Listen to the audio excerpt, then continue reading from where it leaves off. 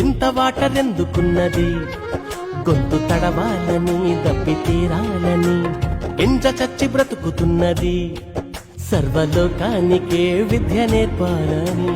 గర్భమందు ఎముకలెదిగే తీరేంటో, సూర్యుడారకుండ మండడమేంటో, గాలి ఏడ నుండి తరలి వస్తుందో, పురుగు చిలుకలాగా మారే కాదేంటో. స్పేస్కే శాటిలైటులే పంపగలిగిన ఈ సైన్స్ కైనా తెలుసునా.